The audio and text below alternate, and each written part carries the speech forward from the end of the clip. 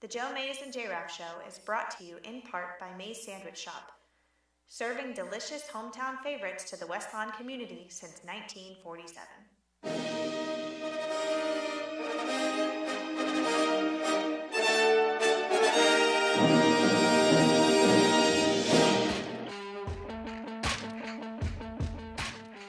You are listening to the Joe Mays and J-Raff Show, bringing you the latest news and commentary on baseball. The 0-2 pitch, swing and a miss, struck him out! The Philadelphia Phillies are 2008 World Champions of Baseball! Hockey. Ladies and gentlemen, the Flyers are going to win the Stanley Cup! The Flyers win the Stanley Cup! College football. But now Blackledge is going to put it up on first down. He's going for the bundle. Garrity! Touchdown! And the NFL. The Denver Broncos are world champions. They have just won Super Bowl 50.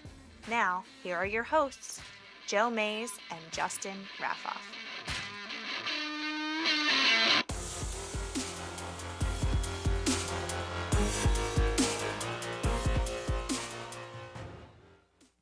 Good afternoon, everyone, and welcome to the 204th episode of the Joe Mays and J-Raff Show. I'm one of your hosts, Joe Mays, and sitting alongside me, co-host Justin Raffoff. Yeah, it's good to be back. Almost a perfect intro. Producer let us down there on the mics a little bit, but Yeah, that's my bad. I forgot. I was too busy listening to the new introduction that I forgot to turn the mics on. That was awesome. I love it. I Yeah. like the new intro. I've been working on that for a couple weeks, and I got my wife Kelly to do a little bit of voiceover work since it's been tough to get our normal music producer Greg around. He's got a terrible excuse right now with becoming a father again and whatnot. But it is what it is. So here we are. We're back again after a little hiatus. We missed last week. It was Easter Sunday. We celebrated with our family and friends. And the week prior, Justin wasn't here, but I was joined by my dad, and we talked a little bit of NFL free agency and did a very early preview of what we can expect, according to us, for the 2016 season. And Justin and I will be talking football, obviously, a lot. In the coming months, primarily. We're now in the month of the draft, correct? Yeah, right. So we have the draft at the end of the month, and we'll have two shows surrounding that, a preview and then a recap. And then, once June gets here, by the time the draft's over, it's only like 6 weeks away. We'll be starting our division-by-division preview. So NFL is right around the corner, but tonight we want to take the opportunity to speak about another sport, a significant one in the United States that's about to kick off this evening, and that is Major League Baseball.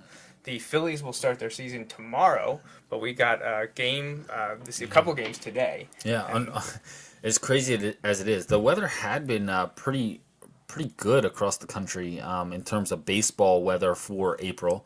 And then last night, this storm that kind of blew through off the Great Lakes through the Northeast a little bit. I saw they had to shovel the field in Pittsburgh today for their 1 o'clock start. I think they had the whole thing covered, but they had to shovel off, to remove the snow. Lots of wind damage, lots of places throughout the Northeast. So, and I think the high in Pittsburgh today is 40 possibly. So I think, boy. Yeah, it's going to be cold. I remember a few years ago, actually, my dad and I went. The Phillies started the season in Pittsburgh. This is when I was in college in Pittsburgh. And we went to the game. My dad drove out. I went to college in Pittsburgh, so I met up with him. Went to the game, bought a soda before the game, half an hour, 45 minutes before the game, and the ice did not melt. Through the entire game, there was no melt of the ice in the soda the entire game. Yeah, that's not something you want. And the Phillies lost. Oh, but that's even worse. Yeah. But they've done a lot of that over the last few years. Yeah. So. Well, what I remember specifically was Jose Mesa had left the Phillies and had gone to the Pirates, and when they brought him in, he got a standing ovation from the Phillies fans who now they knew they were going to blow it. Right, who knew they were going to then win, Didn't happen, of unfortunately. course. So we're going to do a quick baseball preview. Unfortunately, we don't know as much as we've known in the past. The Phillies haven't been as good, so we haven't been paying as much attention to Major League Baseball at large.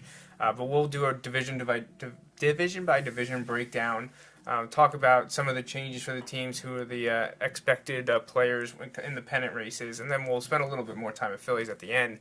But before we dive into the baseball talk, we probably should update you on our bracket challenge.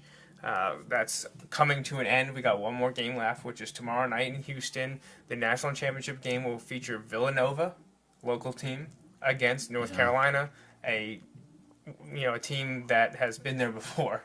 They are one of the historic great college basketball programs. And Villanova, North Carolina, while I don't know if a lot of people would have predicted it, just the way Villanova came entering the tournament and North Carolina being kind of almost, they were a number one seed, possibly the second number one seed, depending on how you look at it. But I didn't hear a lot of people talking about them. All the talk was on Kansas and Michigan State. Right. And we saw that Kansas lost to Villanova, and the Michigan State lost in the first round. They didn't win a single game. So here we are, Villanova and UNC in the national title game, and our bracket challenge has become pretty clear as to what's going to happen. Who's going to win is just based on who wins the game. And in first place right now, and sitting pretty for the game tomorrow night, is Uncle Rich, who has been on the show before, but he could win his way onto the show and the opportunity for what I think would be yet another shirt, because I think he already has one. I'm sure he does. So he'll have the opportunity to at least come on the show and get another shirt if he has one already. And he has North Carolina. Now, the person in second place, my sister, Corinne, also has North Carolina, but unfortunately for her, he had the national title game exactly right. He had North Carolina beating Villanova. Now, we don't know if that outcome is going to happen, but my sister had UNC beating, I think, Oregon. So when Villanova got in, her chance to win went out. She needed North Carolina, Oklahoma for the chance to win it all. So when Villanova got in, she was axed from being able to win the championship. Now, the only other person that has an opportunity to win it all is actually my Aunt Steph. She took Villanova all the way. And usually a lot of years she takes Villanova to go pretty far, or my uncle does. The last few years that hasn't worked out so well. That has not worked out, but she stuck with it this year, and the reason they're such big Villanova fans, well, my uncle worked there for many years, and my cousin got his law degree from there. So, yeah, they're kind of intertwined with Villanova, and my aunt stuck with them, and she could be rewarded and get the victory Monday, tomorrow. If Villanova wins, she will win our pool and have the opportunity to come on the show and get one of our shirts as well. We already know, I have no idea what my uncle will pick should he win, but there's a lot of options out there for him to pick. Yeah. My aunt has informed me that we'll talk the Westminster Dog Show should Villanova win and she come on the show. The question would be, does Shadow also get to make an appearance on the show? if maybe remote. We could maybe work in a remote broadcast with Shadow. Then there's actually two others that have UNC winning it all. They don't have enough points to overcome any of the other people, but actually the Mailer family, Mr. and Mrs. Hat Guy, Megan and Isaac both have UNC, and it was funny at the beginning they were both down at the bottom. They may have both been tied for last at one point, but it just goes to show you keep your Final Four and your championship teams in, you jump up. Yeah, last weekend, is where you're really going to start to separate, because if you can get a lot of your Elite Eight teams through, you're going to get a lot of points, and then Final Four and finals games, man, you start getting teams right there, you're going to get a lot of points and jump, because that's where it starts to spread out, because you start getting people getting the points for those big games, getting them correct. They start to jump a lot more. So, so it'll be interesting to kind of see how this plays out. And this is actually kind of a theme of the show, I will be rooting against Uncle Rich here. With that's a little misleading. I feel like Villanova. My tie to Villanova really is sort of through your cousin, who when I was a senior in high school, we went to a game. Your uncle and my dad sat at like mid-court somewhere, pretty good seats, and Todd and I were in the student section, and they beat UCLA. It was a close game at the end, and everybody stormed the court because UCLA was ranked. And from then, I've been hooked with Villanova basketball. That was actually a game where they were bringing in the big recruiting class that did so well later on. And it was just a lot of fun. And was that with Lowry? Was he playing? no, Or all was he those in guys were the recruits. Recruits. Nardi, Lowry, Alan Ray, like all those guys. were the ones to be. Right. And they had right. they had good years in the Villanova uniform. Right, exactly. So, like, those guys, a lot of those recruits were making visits that day because it was UCLA or against the ranked They were team. top like, 10, top 5. Yeah, and Villanova wasn't ranked. I think They were- UCLA was like maybe like 14 or 15 or something, but Villanova was unranked at the time, and that was a long time. I'm trying to think. So that would have been a long time ago. Let's just put it that way, a long time ago. But it was a lot of fun, and kind of been following them loosely. And I root for them and I'll watch them. And I've been to a number of games at the Pavilion and at the Wells Fargo Center to kind of watch Villanova. They're just a lot of fun. So I'm rooting for Villanova. I think, like, if I have to predict a winner, I'm going to predict UNC. I want Villanova to win, I but want I Villanova to win predict as well. UNC will win. And this really has nothing to do with tournament challenge. It's like, Right, like you, right. I'm a Villanova fan because, Penn State proximity- basketball right, never exactly. anything big. And to make March Madness even more fun, if you have a team in it, it's fun. So my two teams always, for as long as I can remember cheering in college basketball, when Penn State's not in it, which is more often than not, Right. I always cheer for Villanova and Syracuse. Now, the Syracuse thing has worn off a little after a whole bunch of stuff that's happened over the last few years. But the only local team that doesn't usually bother me is Villanova. All the other teams bother me, especially Temple. I understand, yes. But, and I can give or take St. Joe's, whatever. But those Philly schools, I have an issue with a lot of them. And it's not really the school itself, but everything surrounding it. But we're not going to get into that right now. But Villanova is the one that I never felt any animosity towards. No, I agree. So I've always been pulling for Villanova. In terms of the show, probably best for North Carolina to win. I would agree. 'Cause I don't know how much I can comment. I know on nothing. The Westminster I know Dog nothing. Show. We were joking about what the possibility, if your sister had won, she had let us know what the topic would be. And at the risk of giving it away, as crazy as it is, I know what I would say there. See, I know what I would say. This is how I don't know laid what it I would out. say if your Aunt Steph This won. is what I told her when it became very real possibility. This is before I dove into, who else had UNC and who they were playing, blah, blah, blah, blah, blah. Then I realized that if UNC won, she couldn't win anyways. But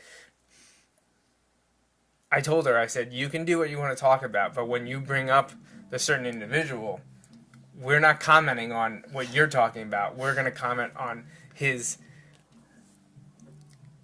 What he was able to do in the sporting world. We'll bring up statistics and maybe why he was important. And funnily enough, as we talked about it, she told me some of her list. I was like, this actually, when we get to talk about it, would actually be probably an interesting conversation because some of the names that she had on it is Right. all people that had a lot of, controversy is a little heavy-handed, but you understand what I'm saying. Yeah. If you can't figure out what I'm talking about, she wanted to talk about the hottest male athletes, in her opinion, of all time, not current. But the names that she was dropping, she talked about Lindros, which is interesting, Philadelphia, to talk about his legacy here. She talked about Tebow, which is always fun to talk about because, people can't get enough of Tim Tebow. But it was names like that that would make the conversation between us, after she got her little... her commentary on her, the man she's talking about, the sports-related topic actually would have been pretty interesting. But Westminster Dog Show, I don't know anything about it. That would be a very research-heavy episode. Yeah, I agree. So quickly before we do the baseball, the top 10-ish, as you can see if you're watching, I have them up. But it is Rich Mays in first, Corinne Dutt in second, Jason Dutt in third, although he had Oregon. Steph Mays in fourth, tied with my Control the Chalk Picks, which every year does really well. Shocker. I don't know who that is in sixth. It doesn't have a name know. attached to it. Tied for seventh is Megan Mailer with me, and I will stick in this area. And if I think if Villanova wins, I'll stay right where I'm at. Then ninth is our basketball analyst Adam, who jumped up. He was down at the bottom, but he did well as the tournament progressed. And tied with him at ninth is Trevor Vaughn. And then just outside the top 10, We talked about Isaac Mailer. He's there at 11th. And fellow West Middle School football coach Justin Burke is there as well. But again, the only people that can win overall is Uncle Rich and Aunt Steph, UNC Villanova. So that's what it comes down to. All right, let's move right along. And this is how we're going to handle the baseball preview. We're going to do it pretty quickly. We're going to start in the AL East. We'll focus there for a little bit. Then we'll run real quickly through the AL Central, West, wild cards, NL West, NL Central, and then wrap up with a little bit more lengthy discussion in the East. We don't have very much time, so it'll We're be fine. We'll move through. I don't have a whole lot to say about some of these teams. Right. So. But I was made aware that we did get an email from Rich. He did want to let us know he does have a shirt. So if he wins, we'll have to dig into the other shirt because I'm sure he only has one of it, blue or gray, and we'll figure out which one he doesn't have, and we can reward him with that should North Carolina win. But reading the email, I don't know. Maybe he doesn't want that to happen. So why don't we dive into the May Sandwich Shop email inbox here and read his email before we do our baseball talk. And it starts, first I have to say I could hear your co-host Bill last week when I listened to your show a second time after I got home. We had some sound issues apparently on some of the recordings. So he said he guessed his earphones were the cause of it and not that I turned off his mic. Which, I don't know. I think some of us might have been for that. We'll have to see. He says, though, that he also heard everything I said on the last show, and he was not the last fan taken, as Bill said, second to last. He was always second to last. And if all you can dream about every night is the failings of Belichick, Brady, and the Patriots, you should see someone. Noted. Thank you. I'm glad to see this isn't just the topic on the show when I'm here. So besides Bill and Tom, we'll be around for another 10 years as in Brady's contract. Oh, gosh, no. All right, down on to another subject. If North Carolina beats Villanova tomorrow night, I get to host your show. Okay, that's a little, he doesn't get to host it so much as co-host it. And I still control the mic, so I'm really still in control. So if that happens, what would we talk about? The Flyers and the Bruins are battling for the last playoff position in the East, and that would be over by then. The Phillies and the Red Sox are in different leagues, and both have problems. The Celtics are in the playoffs, and the Sixers are still trying to get to double digits in wins. Nothing there. So that brings us to the New England revelation in the MLS. Does Philly have a team? They do, in fact, have a team. Oh, wait, there's one other thing we could talk about, and I'm sure we might get some callers. Like Slick Willie, the Cowboys, or maybe Purple Sox, the Ravens fan. And maybe some from all over the anti-Patriot fans, which is probably most of your listening audience. That definitely is true. If I was you, I would be saying, go Villanova. Okay, I see the tie-in there. So he does want North Carolina to win because he does want to come on the show, and he apparently wants to hijack and talk soccer. But now I'm sure we could find something to talk about with him. I'm sure something will happen. I'm sure something, whenever he's back, because it's a lot more fun to do it in studio. So whenever he graces us with his presence in Pennsylvania again. I know, we'll just have to be a stop on his cross-country tour. Well, he just got back. They need to recharge. He's been on a whirlwind tour. That's so right. He's been all over We'll have the to see place. if we can schedule a date on the next tour if we can make that happen. All right, so now, 2016 baseball season again. We said it kicks off tonight. With a bunch of games actually this afternoon. I think I kind of like that they do like a full slate, a half slate of games today as opposed to like the single Sunday night game. I mean that's cool, but I like let's dive right in. Like let's get some day games here, especially on opening day. That's a lot of fun. Definitely. All right, so we're gonna start in the AL East. So we're talking Orioles, Red Sox, Yankees, Rays, and Blue Jays. Probably one of those teams sticks out above all others in terms of at least what the experts think. And researching the season this year and going from what I already knew, this seems to be, it's not a have-not. It's a upper level and lower level, and there's like not much in between. Yeah. There's going to be good teams and bad teams, and they don't think there's going to be a lot of filler. Right. So in the AL East, it's tough to talk about in that way because I think realistically, I think there's only two teams that have a chance to win the AL East, and the overwhelming favorite, at least in the experts' eyes, are the Toronto Blue Jays. Yeah, and I would agree. I think the Blue Jays are going to be pretty good. And in terms of predictions, a lot of people have them kind of predicted. When you look at at their lineup. They can smash the ball. You look at some of them. They have Josh Donaldson at third base. They have Jose Bautista. And Tulowitzki. And this is kind of interesting, and I hear this side of it with my ties to the Denver kind of sports news. But he is still kind of upset with the Rockies that they traded. He did not want to go to the Blue Jays. It's not that he didn't want to go to the Blue Jays. He didn't want to go anywhere. He didn't want to leave. Right? However, I think he has to, at least at some level, really like the fact that he's on a contender here, because the Rockies, as people are frustrated with the Phillies decline, like the Phillies decline, they at least they had a peak, which was actually around the same time as the Rockies. People don't realize that, but the Rockies kind of peaked a little earlier, but never made it as far, and then kind of have regressed and haven't done anything since. Didn't they make the World Series against the Red Sox and got swept? Right. Was that at 07? Yeah. So they got there.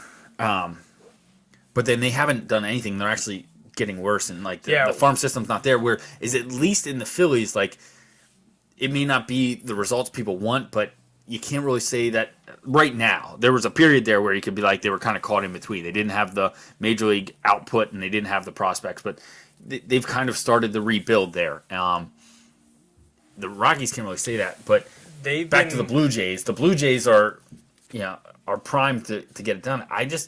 I don't know. The only thing, like you mentioned it, Donaldson, Bautista, then Edwin Encarnacion and Tulowitzki. That's a great 2 to 5. Like that's tough to get through. And I like their catcher Russell Martin. He's not a heavy hitter, but he's great with pitching really staff. Good, yeah. And he's great behind home plate.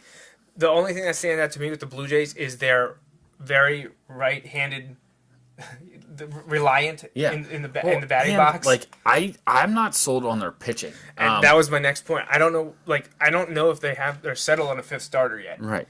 And I know Stroman's their number one. Dickey's there too. Yeah, but they're already at Dickey. half Will have a three. game where he only gives up a couple hits and maybe a couple runs, and then he'll have like 3 games where he gives up like 15 runs. Right. He's kind of in between.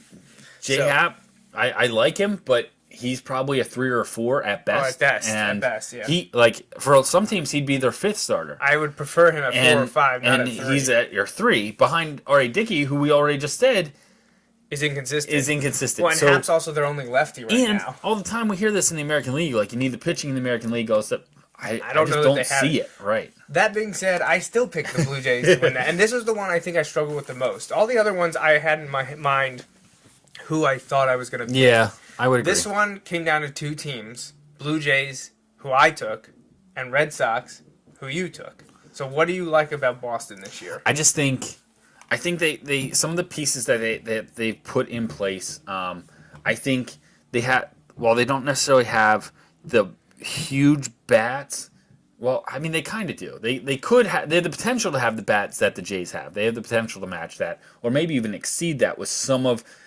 quote unquote, the younger guys kind of moving up and taking their places there. But I like, if you look at the top of the rotation, Clay Buchholz and David Price. That's a great one. I take them over the Jays' top 2 guys. I completely agree with you. And then I think the rest of the guys are kind of a wash. Now, it's easy to say they're a wash kind of from here, but I think when J-Happ is your 3rd starter and you kind of fill in and Porcello is your 3rd starter, and then you have Joe Kelly and Stephen Wright for the Red Sox. I think it's kind of a wash. Yeah. And then you add in the fact that theRed Sox have Craig Kimbrell at the back end. That was the biggest addition for them. Right. I mean, a lot of people say David Price and adding a number 1 starter. Yeah, that's pretty good. And this is all about who I think is going to win the regular season. Right. And I think the Red Sox are going to have enough to win the regular season. I don't think they're going to run away and win 100 games or anything like that. But like you said, I think, especially in the AL East, I think there's going to be a lot of teams. I think the Orioles have dropped off. While I want them to do well, I don't think they have the pieces to actually get it done. What intrigues me is the Yankees. I think the Yankees have the best team they've had in a few years. The problem is going to be, I don't know if they can stay healthy because their pitching, they're solid. They have the potential to be solid, but their lineup is so old. They're really old for baseball. Obviously, Alex it's all Rodriguez, Mark Teixeira, Brian McCann, Carlos Beltran. Right. They've got a bunch of guys who are 35 plus, which in baseball is That's starting to get over the hill. Yeah, a lot of other sports it's 30. Yeah. Like, well, and baseball, look at last year. 35. Teixeira lit the world on fire the first half of the year, and then the second half wasn't even really injuries, except other than wear and tear injuries, which isn't going to get better this year. Right. But they have a great bullpen too, but I don't know that the second half of the year they're going to be able to get to the bullpen. It was tough for me to choose between the Blue Jays and Red Sox, and I like the Red Sox. Mookie Betts, I think, is going to have an incredible season. Pedroia's always, he's always right there. Xander Bogaerts, I like. Ortiz, Hanley Ramirez, and we already mentioned the pitching. They've got a lot of it. Right. They're going to be strong. I don't know. I get it. In regular season, I went with the offense, so I gave a little bit of a nod to the Blue Jays, but I think the Red Sox are right there. And spoiler alert, I have the Red Sox making it into the wild card, so it's not like I think that I'm down on them. I have the Blue Jays making the wild card. Right, so we kind of just flip-flop there. And I kind of think the Yankees, Orioles, and Rays will kind of be grouped together. I like what you said. I think Yankees, Rays are going to be fighting for third. Unfortunately, I think the Orioles are going to end up last. I don't think they're like 60 wins bad, but I think they're. I don't know that they're 500. I don't think they're 500. When a lot of football starts talking again, all of our talks surround football at the end of August when preseason's going on, I think that's when you're going to start to see the Yankees and Rays fade. Yep. And the Red Sox and Blue Jays are going to start to pull away. I agree. All right, so quickly, Central and West. All right, in the AL Central, you have the reigning World Series champs and the Kansas City Royals. You also have the Chicago White Sox, the Cleveland Indians, the Detroit Tigers, and the Minnesota Twins. Of that group, I think the Twins are still the worst team in that division to me. The Tigers on paper look really, really strong. I like the way the Tigers look. I wrote the Tigers and then I deleted them. I think, yes, I'm on the same page there with the Tigers. I look Kinsler. They added Upton. They have Cabrera, Victor Martinez, Nick Castellanos. And then they added Jordan Zimmerman and Mike Pelfrey to the rotation, plus having a completely revitalized bullpen in Mark Lowe, Justin Wilson, and Francisco Rodriguez. I didn't know what to do with them because they generally, when they have a good team on loose leaf, they don't do well. No. At least when it comes to the playoffs, they do well in the regular season. Right. So I wasn't sure what to do with them. The Indians, I know a lot of people think they're going to show something this year and they could challenge the Royals. I felt like that the last couple of years though with the Indians, and then they always kind of end up not doing it. They've kind of folded as the expectations have risen. So I'd like to see them do well.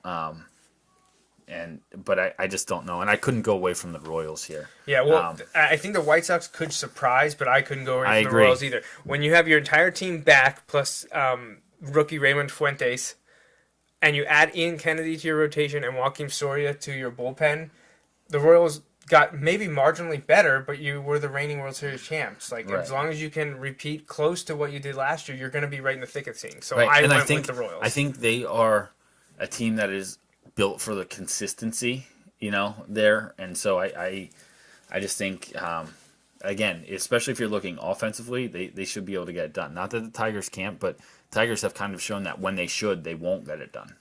And this is kind of similar to my thought out west. You have the Astros, Angels, Athletics, Mariners, and Rangers. The Angels just kind of seem to be stuck just above 500. The A's, every few years they jump up and then they fall back. The Mariners have just been plodding along when people thought they'd be good a few years ago and they couldn't do anything. I don't expect much different this year. To me, it comes down to Astros and Rangers. I think those are the two big clubs out there. And you look at what the Astros were able to do over the last few seasons, and now they essentially have the entire team back, healthy, ready to go. And they were able to add Doug Fister, who's now their fifth starter. Yeah. And, some guy that we know by the name of Ken Giles, who is supposed to be the Phillies closer for the next decade plus.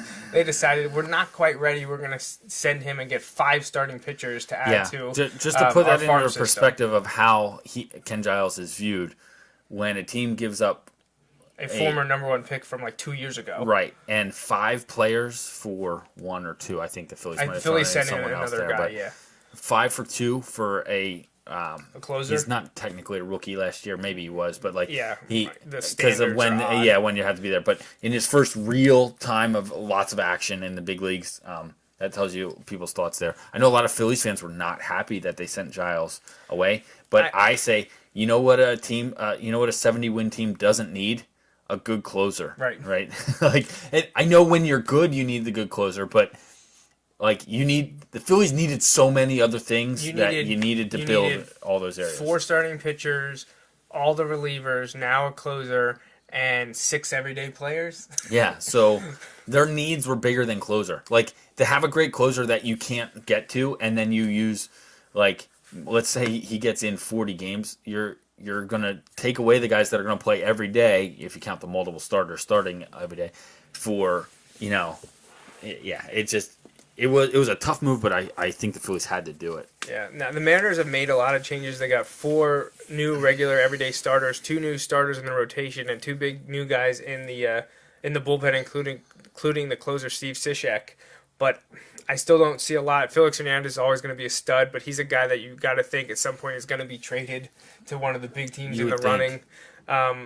But I think it comes down to Rangers and Astros. Rangers kind of staying the course. They got DeShields, Chu, Fielder, Beltre in their top 4. They were able to add in Ian Desmond, who's going to move to the outfield in Texas, and they also can combat that with Elvis Andrus at the bottom of the lineup. Like, turned down like a $40 or $50 million contract, I think, maybe $60 million contract with the Nationals, and their contract extension, and then ended up signing a 1-year, $7 million deal with the Rangers. Yeah. That should tell you a lot. Some bad advice. They also got Cole Hamels at the top of the rotation, Colby Lewis, Derek Holland return.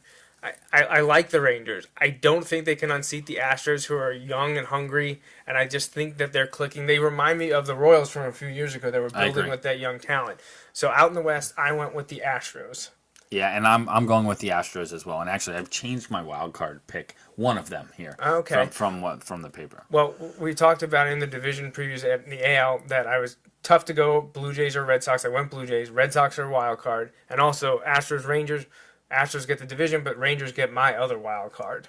So yeah. You already said you picked the Blue Jays. Are you changing that one, or are you going to... No, you know what? I'll stick with it. I'll stick with the Rangers. I think that this is the year they're going to break through.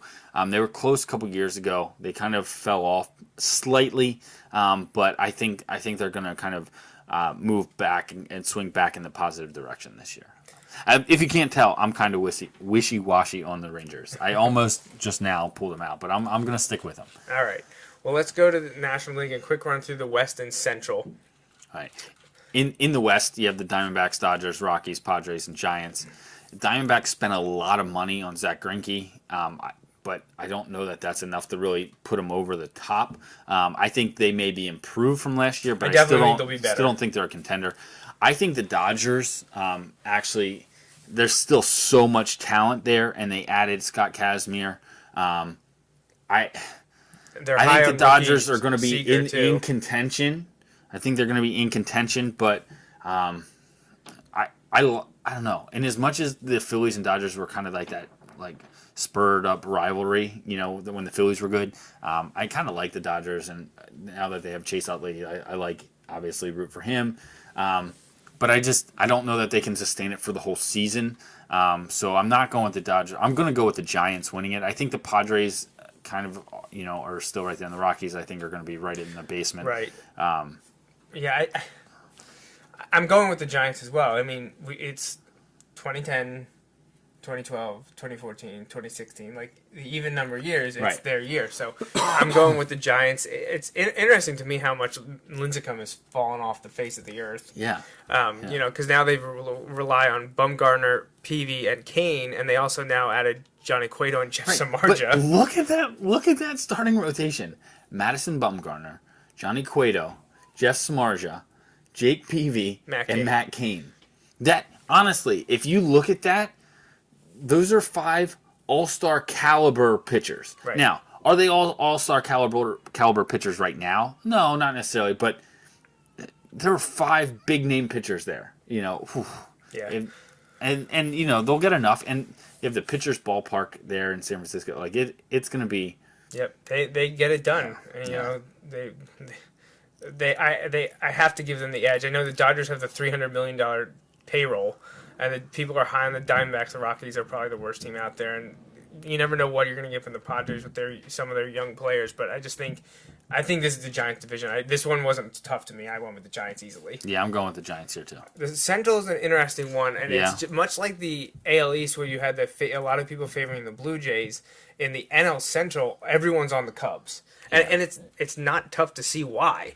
What the Cubs have and have built there since Theo Epstein arrived. Now, it took some years, but Dexter Fowler, Chris Bryant, Addison Russell, and then they add Jason Hayward and Ben Zobrist. Yeah. To go with a rotation of Arrieta, Lester, Lackey, Hamill, and Hendricks. Lackey and Hayward, they both stole from division rival St. Louis. Right, so you take weaken away from an someone opponent and add to yours. Now, some people are a little iffy on the Hayward deal, but on paper right now, the combination of offense and pitching that the Cubs have should maybe be the best in all of Major League Baseball. To me, though, you got to prove it. Time and time again, there's been one team in the NL Central that has proved it, and that is the St. Louis Cardinals. I almost said Arizona Cardinals. You saw it. And we both St. Louis Cardinals. agree. We're both going with the Cardinals, and as much as that may surprise some people because of everyone's talking up the Cubs, I look at the Cardinals. And they just get it done. Right. Even when they lost Albert Pujols, they still come back and they get it done. And their lineup doesn't sound incredible. Both Matt Holliday and Yadier Molina, both probably the most well-known guys out there, are aging and getting up there. But that rotation of Wainwright, Walker, the addition of Leak, Jaime Garcia, and Carlos Martinez, I like that rotation. Yeah. I mean, people a lot will say, well, the Cubs is clearly better than that. Show me. Yeah, but do it on again. paper, teams have been better than the Cardinals a lot over the last All the decade, time. and the Cardinals have won the division the majority of the time. Right. So this is a prove-it year for me for the Cubs, and I have nothing against the Cubs. Right. And I think the Cubs are heading in the right direction. Absolutely. I just think that over the course of 162 games, the experience that the Cardinals have is going to help them a little bit. And unfortunately for them, I think the Reds and Pirates windows have closed. I think they'll both, at least the Pirates, I think will be challenge the frontrunners and Cardinals and Cubs at time. I don't think they have enough anymore to get it done. And the Reds have just unloaded. They've just kind of given up. They're almost in the same areas the Rockies are in. Right. They had an opportunity and they couldn't capitalize. Right, and they so got rid of Chapman restarting, and they're right. starting all over again. And the Brewers, I think they're going to be sellers. Jonathan Lucroy could be a big trade chip come the summer. Yeah, absolutely. All right. That brings us to the NL East, where I think there's two teams that most people think are up there, and that's the Mets and the Nationals, followed by everyone else. The Marlins seem to be the team that could be the middle of the pack, whereas people really think the Phillies and Braves will struggle this year. Justin and I are split on this one. But whoever we don't have that picking to win the division, we have making the wild card. And those two teams are the Nationals and the Mets. I went with the Nationals. You went with the Mets. I went with the Nationals just because I think you would think that after the disappointments of a few of the past seasons we've seen, they're going to start to be humbled and realize they have the talent if they can keep it together and not do so much infighting. They can rise to the top. I'm not convinced that they can keep it together, and that's why I'm going with the Mets, because they've proven to me that they can keep it together, and it's not hard to keep it together when your rotation consists of Harvey, Syndergaard, DeGrom, Cologne, and then Matz to close it out. But those top three are insane and young. And young. That's the thing. That's the scary thing for Right. the NL East. That Right. Harvey and Syndergaard and DeGrom are so young. And then you have Cespedes out there, who is I really like Cespedes. David Wright, when he can stay healthy. Curtis Granderson, you're right. the leadoff, and then they added Neil Walker and Asdrubal Cabrera to really solidify that I think infield. Asdrubal Cabrera is actually going to be a big pickup for them. Maybe not offensively; he's not going to put up huge numbers, but defensively, I think he's going to be a solid choice for them there. A couple former Phillies there, and the catcher Darnaud and the now setup man Antonio Bastardo. Yeah, but I went with the Nationals. I don't know what stands out to me other than I think they should be doing better than they have, but. Revere, their new leadoff guy, then they have Rendon, Harper, Zimmerman, and they added Daniel Murphy. Still got Jason Worth and Wilson Ramos. And their lineup, while they're trying to settle on a fifth guy, Scherzer, Strasburg, Gonzalez is a great top three. It's not as good as the Mets, but that's still a really good top three. But like I said, if the Nationals win, I see the Mets as a wild card. If the Mets win, you see the Nationals as a wild card. Phillies, It could be an interesting year. I think they're better than a lot of the experts are saying they're I going agree. to be. I don't think they're the worst team in baseball like a lot of people predict, but this is going to be a character building year still and kind of figuring out where do some of these younger guys fit. Do they fit as we kind of continue to move forward and bring up some of these prospects? They're not seeing as much turnover in the starting lineup maybe as expected. The only people left that the fans from, for the last 5 years will recognize is Ryan Howard at first and Carlos Ruiz at catcher, but there's a chance that Ruiz won't be the everyday catcher. They could go with Cameron Rupp. There's a good chance that Ryan Howard's not going to be the everyday first baseman. Right, but the future is bright. Maikel Franco looks great at third base. Yeah. Freddie Galvis and Cesar Hernandez are developing up the interior of the infield. Aaron Nola looks like a keeper. Whether or not he'll ever be a true number one is debatable, but this year he'll start in the 2 spot. Jeremy Hellickson, Charlie Morton, and Vince Velasquez are all newcomers that are breaking into the starting rotation, and they also have new guys in the bullpen, James Russell, and the closer, David Hernandez. Right, and I think they're going to be improved from last year. I don't see like a huge jump. I don't see them contending for a playoff spot or anything like that, but I see them making a jump and continuing to build in the right direction. And like I said, I think the key to this year is they're going to need to be able to figure out what are some of these guys. Like, is Cesar Hernandez, is he a middle infielder that can be on this team as we continue to build? Because if you look at it, that core is kind of what that team kind of revolved around back a decade ago when they started trending in the right direction. They got their catcher in place. They got some young pitchers. They had a second baseman and a shortstop that were there. And then, they kind of added in the pieces in center field. They started with, like, Kenny Lofton, some of those guys. Yeah. But, they had some of those guys filling in center field, and then they were able to build in Shane Victorino out there. Yep. So they built up the middle. Now they had Ryan Howard that helped at his best a couple years, and they had Pat Burrell add in at the same time. That was all homegrown talent. Right, exactly. And they were able to bring those guys up after building that core up the middle of the field, and that's what they need here. Is Cameron Rupp maybe a guy that we can maybe build around as the catcher? And, we don't need huge offensive numbers out of catcher. We need somebody who can work really well with the pitchers, and that's what he needs to learn from Chooch, is how to work so well with the pitchers, because that's what Ruiz does best. When 6 or 7 of your everyday starting 9 are that you saw it play in Reading. That's a good thing. That's a good, Right. because you're getting them cheap. If you're bringing them up, Right. you have them under control for Right. how many years Right. in context is a low salary. Is this the last year of Howard's contract? Yes, it is. So I hate to say it, but wouldn't it be awesome if you could be having a season where you could move him to an AL team, Yep. come June or July? That would be great, and it would be good for him too. Right. He's not going to be around through the rebuild, so why not get him somewhere where he can maybe contribute more meaningful, down the stretch as a DH somewhere. We'll be talking about Phillies a lot more in the coming weeks, so definitely tune in every week and listen to what we have to say about the Phillies as they try to rebound after a couple disappointing years. The last good season was 2011. Yeah. They've fallen off, so we've struggled through 4 in a row now. Bad. It's crazy to think that now we're this year, should they not make the playoffs, which probably isn't in the cards. Right. It's been as long as they were really good. Yeah. 5 years, Yeah. 2007 through 11, making the playoffs, winning the divisions, and in 2012 through 2016 out. Crazy to think about, but they are building in the right direction. They remind me of the Astros, who are doing it for a few years now. The Phillies may need number 1 picks like the Astros seem to keep getting, or the Pirates in the years when they built up a young team. The Phillies are working. But to be There's fair, still pieces they need. the Phillies were last time the Phillies built up a bunch of number 1 picks. They were able to convert on that, whereas the Astros kind of were, and some of the other teams haven't been able to. Right. So you need to hit with those guys. You need to be able to get those guys and work them through the system, get them to the major leagues, and have them contribute. All right.